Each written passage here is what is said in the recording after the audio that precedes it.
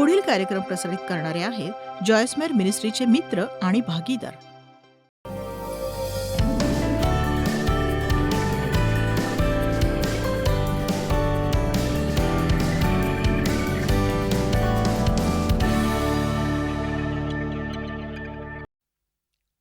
आता वेळ आलीये कुंपणाबाहेर पडायची. आणि इथे मी स्वतःसाठी कुंपण घातलंय. इथे बसून संदेश देता यावा म्हणून, आणि मी इथून पडू नये अशी अपेक्षा आहे. आता बघा, इथे देवाचं राज्य आहे आणि त्यात इथे आपल्यासमोर जग आहे. आणि आता नाही तर नंतर तुम्हाला निश्चय करायचा आहे की तुम्ही कुठे असणार आहात. आपण रविवारी देवाच्या राज्यात आणि सोमवारी जगात असू शकत नाही. आपण हा दृढ निश्चय करायला हवा की जर आपण ख्रिस्ती आहोत तर आपण नेहमीच ख्रिस्ती असल्यासारखं वागायला हवं, आणि फक्त ख्रिस्ती मित्रांसोबत असतानाच नव्हे. अशा वागण्याला तडजोड असं म्हणतात. आणि जग हे तडजोडीने भरलेलं आहे. पण बायबलमध्ये कुठेही तडजोडीला प्रोत्साहन किंवा पाठिंबा देण्यात आलेला नाहीये. आणि तडजोड म्हणजे एखादी गोष्ट अयोग्य असतानाही ती चालवून घेणं. प्रभू येशू अरण्यात असताना सैतानाने एकदाच कर असं सांगितलेल्या लबाडीसारखं आहे. जर तू एकदाच पाया पडून मला नमन करशील तर मी हे सगळे तुला देईन. आपण सगळ्यात वाईट आणि सगळ्यात उत्तम अशा काळात जगतो आहोत. आज जगाची स्थिती फारच दयनीय आहे, आणि ही स्थिती फक्त अमेरिकेचीच नाही तर जगात सगळीकडे हीच परिस्थिती आहे.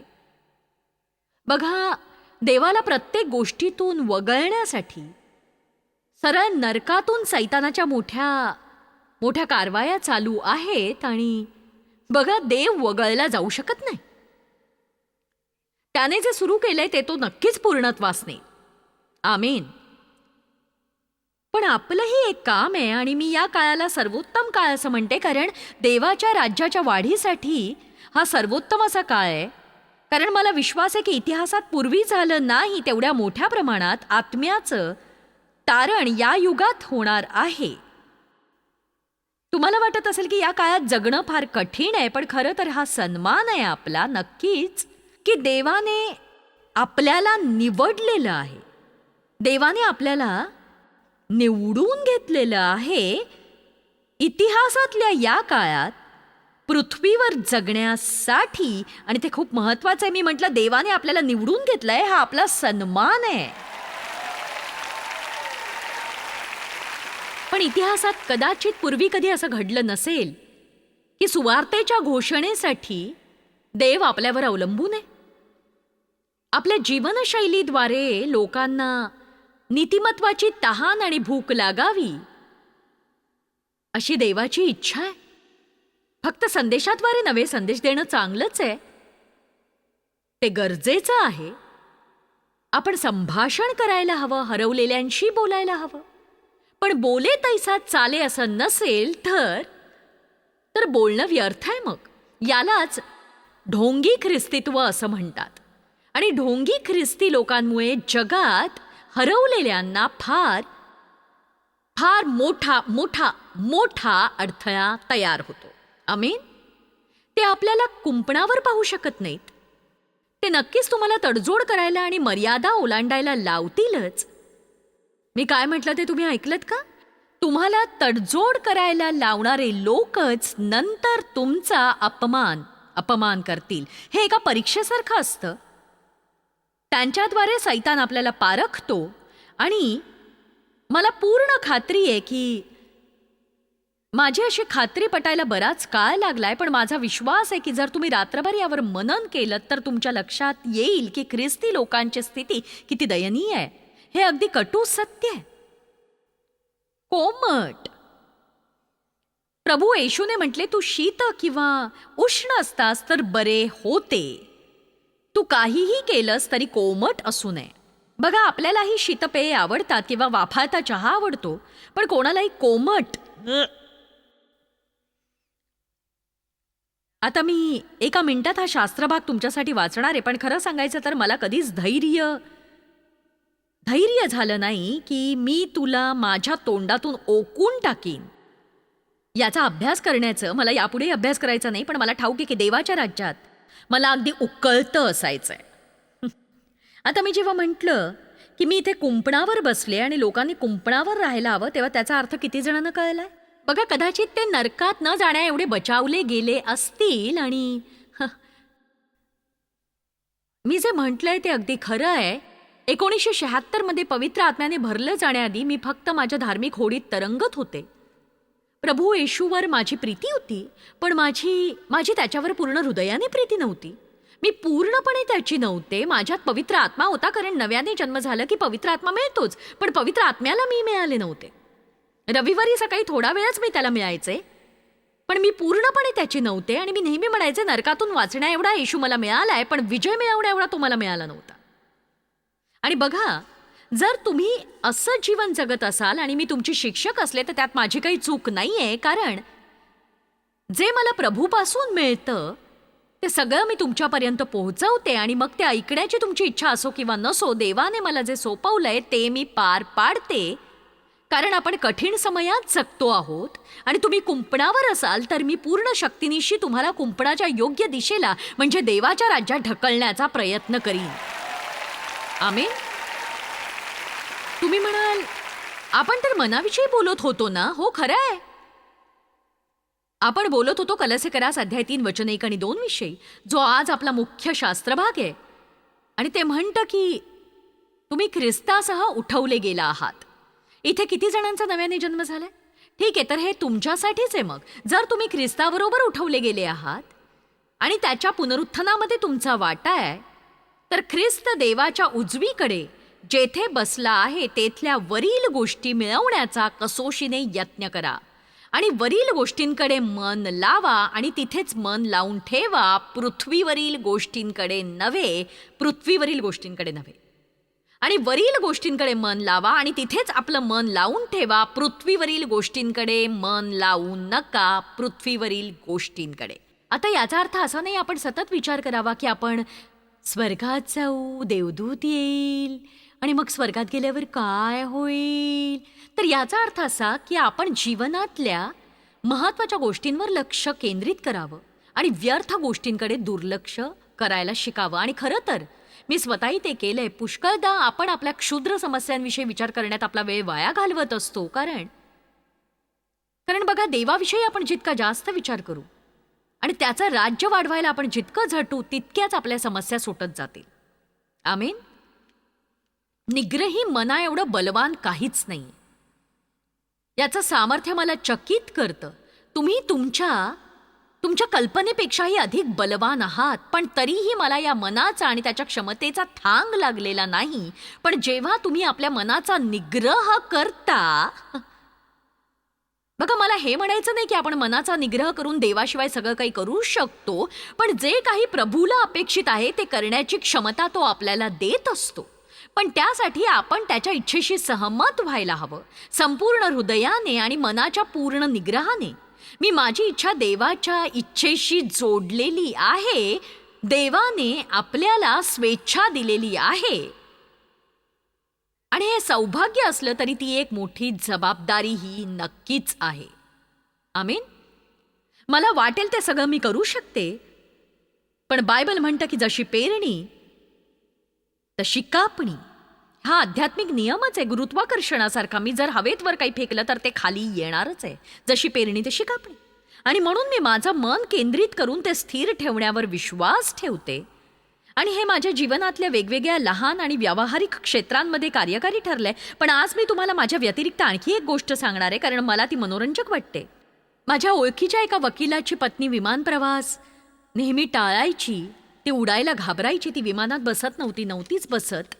अनेक वर्ष त्याच्या व्यवसायामुळे तो नेहमी एकटाच प्रवास करायचा आणि ती घरी राहायची. तिने मुलांचं संगोपन उत्तम केलं. ते एकत्र तेव्हाच फिरायला जायचे जेव्हा ते गाडीने प्रवास करायचे. त्यामुळे ते फार लांब जाऊ शकत नव्हते. आणि मी तिला न घाबरण्याविषयीचं माझं सर्वोत्तम भाषण दिलं आणि ती तयार झाली. हो, मी आता घाबरणार नाही. पण ती कधीच यशस्वी झाली नाही. आणि मग अगदी अचानक माझ्या कानावर आलं की ती आता नवऱ्याबरोबर सगळीकडे विमानातून उडतीये आणि ते दोघं नेहमी एकत्र जातात. मी विचारलं नेमकं काय घडलं. ते या आठवड्यात इथं आले होते तेव्हा मी विचारलं हे कसं घडलं, तू कशी काय विमानातून उडायला लागलीस. ती म्हणाली मी फक्त मनाचा निग्रह केला. आणि मलाही हे फार मजेशीर वाटलं. ती म्हणाली माझ्या एका मैत्रिणीने म्हटलं तू फक्त घाबरायचा निर्णय घेतलायस. ती म्हणाली आता मी घाबरणार नाही, मी आता विमानात बसेन. आणि मला हे फार आवडलं. मी आता हे करीनच. मी आता घाबरत राहणार नाही, तर मी आता हे भीत भीत करणार. आणि मी खरं सांगते, लोक जेव्हा येशूकडून चमत्काराची अपेक्षा करत होते, मला वाटतं हे योहान अध्याय 3 मध्ये त्यांची इच्छा होती की त्याने लग्नात पाण्याचा द्राक्षरस बनवावा. प्रभू येशूची आई तिथे असलेल्या लोकांना म्हणाली की हा तुम्हाला जे काही सांगेल ते तुम्ही करा. तुम्हालाही चमत्कार हवा असेल तर तो जे काही सांगतो ते तुम्ही करा. बघा, तुम्ही ठरवलं तरी तुम्हाला ते कधीही जमणार नाही. पण जर देवाने सांगितलं तर जे काही देव सांगतो ते करण्याचं सामर्थ्यही तोच तुम्हाला देत असतो. फक्त तुम्ही तुमच्या मनाचा निग्रह करून त्यावरील गोष्टींवर लक्ष केंद्रित करायला हवं. आपण आपलं लक्ष वरील गोष्टींवर केंद्रित केलं तर बऱ्याच त्रासापासून वाचू. डेव्हला खेळ खेळायला आवडतात, विशेष करून गोल्फ खेळायला आवडतं. आणि मी एकदा डेव्हला म्हटलं की तू कधी विचार केलायस का तुझ्यासाठी किती कठीण होईल. जसजसं तुझं वय वाढेल तसं तुझ्यासाठी गोल्फ खेळणं किती कठीण होईल. तो म्हणाला मी आधीच याचा विचार केलाय. तो म्हणाला मी मनाचा निग्रह केलाय की मी ठणठणीत राहीन. आणि आपण काय विचार करत असतो, मुलं मोठी झाल्यावर ठाऊक नाही माझं काय होईल, मला माहित नाही, मी आता म्हातारी होत चालली आहे, मला वाटतं मला काहीच करता येणार नाही, माझं आयुष्यच संपेल, असं होईल तसं होईल तसं होईल तसं. हे माझ्या जीवा तुला हाय 10,000 कारणं शोधून कणतो काय. आमेन. तो विचार करायचा की या जगात मला नक्की काय करायचंय. कदाचित त्याला वेदना होत असतील. तो म्हणायचा मला काय करायचंय. मध्यंतरी गोल्फ खेळताना डेव्हच्या पाठीची शीर दुखावली गेली आणि त्यानंतर काही महिने कसेबसे निघून गेले आणि तो गोल्फसाठी जायचा खरा, पण दुखण्यामुळे विचकावायचा. पण त्याची तऱ्हाच वेगळी आहे. तो नेहमीच स्वतःला बजावत असतो, सगळं काही ठीक होईल, सगळं काही ठीक होईल, सगळं काही ठीक होईल. तो आपलं मन आधीच तयार करतो. तो मन तयार करतो आपला आधीच की परिस्थिती कितीही बदलली तरीही तो त्यामुळे दयनीय होणार नाही. तो आपलं मन आधीच तयार करतो. बऱ्याच जणांना आपलं मन तयार करण्याची गरज आहे. कदाचित भविष्यात तुमच्यावर काहीतरी अनामिक संकट येण्याचा विचार तुमच्या मनात येत असेल आणि त्याची भीती तुमच्या मनात असेल तर तुम्ही असं म्हणायची गरज आहे, माझ्या विचारांपेक्षाही मी बलवान आहे. माझ्या मार्गात काही आलं तरी ख्रिस्त जो माझं बल आहे त्याच्याद्वारे मी सगळं काही करू शकतो. सगळं. आपण खूपच विचार करतो आणि आज आपण काही गोष्टींविषयी ठाम निश्चय करायची गरज आहे असं मला वाटतं. आणि मी त्याविषयी आधीच माझ्या मनाचा निग्रह केलाय. मागील वर्षात मी स्वतःबरोबरच काही बैठका घेतल्या. मला वाटतं तुम्ही तेच करायला हवं. तुम्ही वेळ काढून स्वतःशीच हितगुज करा. स्वतःसाठी वेळ काढा आणि म्हणा जीवा चल चर्चा करूया. बघा, जगामध्ये बऱ्याच घडामोडी अशा घडतायत ज्यामुळे भीतीचं वातावरण निर्माण होत चाललेलं आहे. आणि अशी ही वेळ येऊ शकते की संदेश द्यायचा की नाही यावरही कायदा बनू शकेल. आणि पुढे काय होईल आपल्याला ठाऊक नाही. पण वेळेच्या आधीच आपण आपलं मन तयार करायला हवं की आपण फक्त देवाची सेवा करणार. आणि आज मी तुम्हाला काही गोष्टी सांगणार आहे, त्या तुम्ही चटकन ओळखू शकाल. आपण कशावर विश्वास ठेवायचा आणि कशावर नाही हे सरकार ठरवू शकत नाही, देव ठरवतो. आमेन. आणि याविषयी आपल्यातील प्रत्येकाने मनाचा निग्रह करणं गरजेचं आहे. सरकार देव नाहीये, देव आहे. कोणतंही राष्ट्र असलं तरी फरक पडत नाही. आफ्रिका असो, अमेरिका असो, भारत असो, युरोप असो, कोणताही देश असो, देव आहे. जगातल्या कोणत्याही देशाचं सरकार देव असू शकत नाही. आणि आपण त्यांच्यापुढे झुकून त्यांना भजवू शकत नाही आणि ते आपल्या समस्या सोडवायला सक्षम नाही. मला कल्पनाही करवत नाही की देव ज्याने आपल्याला सगळं काही दिलं त्याच्याऐवजी जेव्हा आपण दुसरीकडे आपल्या समस्या सुटण्याच्या आशेने पाहतो तेव्हा तो खरंच किती दुखावत असेल. म्हणून काय करायचं याविषयी मी दृढनिश्चय केला. मला आशा आहे तुम्ही असंच कराल. तुम्हाला नोकरी मिळाली की तुमच्या बॉसची इच्छा असते की तुम्ही त्याच्यासाठी नेहमी खोटं बोलावं. बघा, मला माझी नोकरी प्रिय आहे. हो, मला कल्पना होती आज या ठिकाणी अशी शांतता पसरणार आहे.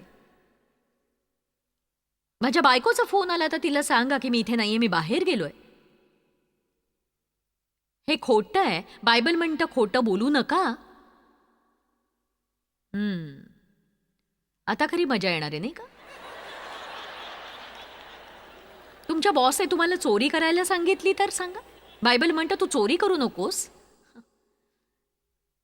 बघा, एक सांगते, तुमच्या विवेकभावाविरुद्ध पाप करण्यापेक्षा तुम्ही ती नोकरी सोडलेलीच बरी नाही का? आपल्या विवेकभावाविरुद्ध पाप करण्यालाच तडजोड असं म्हणतात. आणि तुम्ही ही गोष्ट ऐकलीच असेल, पण मी तुम्हाला थोडक्यात सांगते. अनेक वर्षांपूर्वी माझी एक नोकरी होती. ही घटना कदाचित 70च्या दशकातली असेल. आणि त्या काळात जरी मी नावाला का होईना पण एक धार्मिक ख्रिस्ती असले तरी माझ्या मनात देवाविषयीचं भय होतं आणि मला त्याला दुखवायचं नव्हतं. मी नोकरी करत होते आणि माझा बॉस, मी हिशोब सांभाळायचे. माझ्या बॉसची इच्छा होती मी कुणाचं तरी देणं शून्य दाखवावं, म्हणजे त्यांना कळणारच नाही की आम्हाला त्यांचं देणं द्यायचंय ते. आणि तसं पाहिल्यास आम्ही त्यांना चेक पाठवायला हवा होता. आणि माझ्या बॉसला स्वतःची उधारी दाखवायची नव्हती, कारण त्याला त्यांचे पैसे वाचवायचे होते. म्हणून प्रत्येक महिन्याच्या शेवटी जेव्हा मी सगळा हिशोब मांडायचे तेव्हा मेल करण्यापूर्वी तो स्वतः ते तपासायचा आणि मी तयार केलेल्या हिशोबाच्या यादीत तो बदल करायचा आणि त्यातली काही रक्कम मला रद्द करायला सांगायचा आणि मग तो ती यादी पुढे पाठवायचा. आणि मग मला माहित होतं की ते पैसे चोरण्यात माझा हात आहे. आणि बघा, मी त्या बाबतीत स्वतःशीच अनेक प्रकारे वाद घातला, कारण मला माझी नोकरी गमवायची नव्हती आणि देवाला न दुखावण्याचा मार्गही मला शोधायचा होता. मला काय म्हणायचे कळलं का तुम्हाला? मला नोकरीची गरज होती, चांगल्या नोकरीची. देव आणि माझ्याकडे फक्त एक कार होती आणि आम्ही एकाच क्षेत्रात काम करत होतो. म्हणजे ती नोकरी का गरजेची होती याची अनेक कारणं माझ्याकडे होती. बघा, तेव्हा मी नुकतंच $1200 माझ्या दातांचं काम काढलं होतं. त्यावेळेस ही रक्कम आत्ताच्या तुलनेत फारच मोठी होती आणि माझ्या दातांचं काम अर्ध झालं होतं आणि ते मला पूर्ण करायचं होतं. आणि मी नोकरी सोडली असती तर ते पूर्ण करायला माझ्याकडे पैसे नसते. मी त्या रात्री झोपू शकले नाही आणि मी रात्रभर कूस बदलत होते. आणि शेवटी मी निर्णय घेतला की माझी नोकरी गेली तरीही मी माझ्या बॉसला पैसे चोरायला मदत करणार नाही. बघा, तुमचा निर्णय महत्वाचा आहे आणि मला वाटतं ती माझ्यासाठी परीक्षा होती आणि त्यात मी उत्तीर्ण झाले नसते तर आज मी इथे तुमच्यासमोर नसते. आणि मला याची पूर्ण खात्री आहे. तर मी तुम्हाला एक सांगते, देवाने तुमच्यासाठी किती मोठ्या गोष्टी ठेवल्यात याची तुम्हाला कल्पनाच नाहीये. पण ज्या गोष्टींपुढे तुम्ही झुकता त्या गोष्टी तुमचा आशीर्वाद हिरावून घेत असतात, हे लक्षात घ्या. म्हणून नेहमी देवाला साथ द्या, आपल्या शरीराला साथ देऊ नका. आपल्या देहाचे विचार पवित्र आत्म्याच्या प्रेरणेच्या अगदी विरुद्ध असतात. आपण अनेक गोष्टींचा विचार करू शकतो. मी देखील विचार करत होते, मी आणि डेव दोघंही इथं काम करतो, आमच्याकडे दुसरी कार नाही, त्यामुळे मी नोकरी गमावू शकत नाही, blah blah blah blah blah blah. पण बघा, देवासमोर अशी कारणं देणं अगदी मूर्खपणाच आहे. कारण तो सगळं जाणतो आणि म्हणून मी तो निर्णय घेतला. पण बघा, जेव्हा तुम्ही देवाशी झुंज देऊन योग्य निर्णय घेता तेव्हा तुमची शांती परतते, नाही का? आणि मला ठाऊक आहे की या सभागृहात अनेक लोक आहेत आणि हा कार्यक्रम टीव्हीवर दाखवण्यात येतोय आणि तो संपूर्ण जगभरात प्रसारित होणार आहे. कारण असे अनेक लोक आहेत जे अशा समस्यांशी झुंज देत आहेत, लढतायत ते. आणि तुम्ही तुमच्या मनाशी वाद घालत आहात नेमकं काय करायचं म्हणून. पण सगळेजण हेच करतात. बघा, देवाला सगळ्यांची पर्वा नाहीये, तो तुमच्याशी बोलतोय. आणि जर तुम्ही एकच अशी व्यक्ती असाल जी जगात ख्रिस्तासाठी उभी राहून चमकू शकते तर ख्रिस्तासाठी चमकण्याचं आव्हान स्वीकारा तुम्ही. आमीन. आणि एक लहानशी गोष्ट आहे जी तुम्ही करू शकता आणि ती आहे #चमकणं. आणि माझा संदेश चालू असताना नव्हे तर तो संपल्यावर जर तुम्ही निर्णय घेतला की मी संदेश संपवल्यावर जर तुम्ही निर्णय घेतला की तुम्ही प्रभू येशूसाठी आधीपेक्षा जास्त चमकाल तर तुम्ही जगाला कळू द्या की मी तो निर्णय घेतलेला आहे. मी तडजोड करणार नाही, मी कोमट असणार नाही, मी कुंपणावरून उतरेन, मी अधिक चमकेन. कारण आपण जगाचा प्रकाश आहोत. आमेन. मग मी दुसऱ्या दिवशी माझ्या बॉसला जाऊन भेटले. मी कामावर लवकर पोहोचले आणि म्हटलं की बघा बघा मी ख्रिस्ती आहे. त्याला प्रभावित करायचं होतं म्हणून नव्हे, पण मी म्हटलं मी ख्रिस्ती आहे आणि मी फार थरथरत होते कारण मी घाबरले होते. मी म्हटलं मी ख्रिस्ती आहे आणि मी हिशोबात घोळ करू शकत नाही, कारण मला वाटतं माझाही तुमच्या चोरीत हात आहे. मी पुढे म्हटलं मला ठाऊक आहे आपला विश्वास एक नाहीये, पण असं करणं म्हणजे माझ्या विवेकभावाविरुद्ध जाणं आहे. मला माझी नोकरी गमवायची नाहीये, पण मी असं करू शकणार नाही. तो खूप तणतणला, चिडला आणि म्हणाला की चल इथून निघून जा, जाऊन कामाला लाग. आणि मी तो दिवस याच भीतीत घालवला की तो कधी बाहेर येईल, मला हाकलून देईल. आणि ऑफिस सुटण्याची वेळ झाली आणि तो बाहेर आला आणि माझ्यासमोर त्यांनी काही कागद ठेवली आणि म्हणाली तू त्यांना फक्त चेक पाठव. आणि पुढे ऐका, नंतरच्या काही वर्षांमध्ये मला फक्त मिळाली बढती बढती बढती बढती. पण खरं सांगायचं तर पदोन्नतीसाठी लागणारं शिक्षण माझ्याकडे मुळीच नव्हतं आणि माझ्या बॉस व्यतिरिक्त इतर कुणालाही माझ्या एवढा अधिकार नव्हता. मला इतकी बढती मिळाली होती आणि हे खरंच खूप छान होतं माझ्यासाठी, कारण तो माझ्या ख्रिस्तीत्वाशी सहमत नव्हता, पण माझ्या योग्य निर्णयाचा तो सन्मान करू पाहत होता आणि हे महत्वाचं होतं. बघा, मला असेही काही लोक ठाऊक आहेत जे प्रभूसाठी खंबीरपणे उभे राहिले. आणि बघा, माझी इच्छा आहे की तुम्ही आज निर्धार करावा. मला ठाऊक नाही हे तुमच्यासाठी किती महत्वाचं आहे ते, पण हे तुम्हाला आत्ता महत्वाचं वाटत नसलं तरी पुढे वाटेलच ते महत्वाचं. कारण अशी वेळ येते जिथे तुम्हाला निर्णय घ्यावे लागतील आणि तुम्हाला नाती दृढ करण्याचा निर्णय घ्यावा लागेल. तुम्हाला नवीन मित्र शोधण्याचा निर्णय घ्यावाच लागेल. तुम्हाला इतरांशी अधिक चांगल्या प्रकारे वागण्याचा निर्णय हा घ्यावाच लागेल. आणि बघा, काही ठिकाणी जाणं तुम्हाला टाळावं लागेल. आपल्याला खंबीरपणे उभं राहण्याचा निर्णय हा घ्यावाच लागेल. फाजील धर्मवेडेपणा नव्हे तर ख्रिस्तावरील विश्वासाचा आवेश आपल्यात असायला हवा, तो जास्त महत्वाचा. आमेन. आणि एक सांगू का, तुम्ही ते कराल, तुम्ही दृढ निश्चय कराल.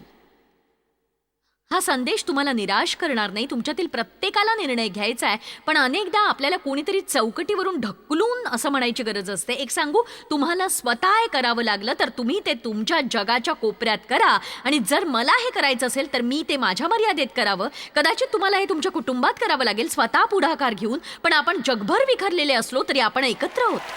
आपण एक मोठं कुटुंब आहोत. आमेन. मी तुम्हाला एक सांगते, मी प्रभूसाठी लज्जित होते. ज्या प्रकारे लोक देवाविषयी बोलतात आणि जी उद्धट भाषा लोक वापरतात, आणि त्याचं खरंच मला दुःख होतं. बऱ्याचदा मला वाटतं मी देवाची बाजू हिरिरीने मांडावी. साहजिकच हा एक मूर्खपणा आहे, पण मला वाटतं देवाची प्रतिष्ठा राखण्याची आपली जबाबदारी आहे जी आपण पार पाडायला हवी. आणि बघा, ख्रिस्ती विश्वासाची प्रतिष्ठा राखणं हे फार मोठं काम आहे असं नाही. ख्रिस्ताला प्रगट करणं हे ते आहे. आपण चौकटीतून बाहेर पडण्याची वेळ आलेली आहे. आपण ख्रिस्तासाठी उभं राहण्याची, चमकण्याची आणि प्रखरतेनं चमकतच राहण्याची वेळ आली आहे. आपली मनं तयार करा. तडजोड करू नका. चौकटीतून बाहेर या. येशूसाठी चमका. देवाची इच्छा पूर्ण करण्याचा चंग बांधा तुम्ही. मी तुम्हाला आजवर जी काही मदत केली आहे त्यापेक्षा अधिक मदत करण्याचा एक भाग म्हणून तुमचा दिवस छान जाओ. देव तुमच्यावर प्रीती करतो आणि कृपाही करतो. देवाची स्तुती असो. जॉयस्मायर मिनिस्ट्रीज करता तुम्ही खूप मौल्यवान आहात. आम्हाला तुमचं कौतुक आहे आणि जगभरामध्ये हे सेवा कार्य शक्य करण्याकरता आम्ही आमच्या मित्रांचे आणि पार्टनर्सचे आभारी आहोत. आम्ही एकत्रितपणे भुकेल्यांना खाऊ घालतो, गरिबांना वस्त्र देतो आणि राष्ट्रांना सुवार्ता सांगतो. तुमच्या प्रार्थनेच्या विनंती करता आमच्याविषयी आणखी माहिती मिळवा. जॉयसच्या कॉन्फरन्सच्या तारखा पहा आणि ख्रिस्ताची प्रीती जगभरामध्ये पसरवण्याकरता आमचे सहभागी व्हा.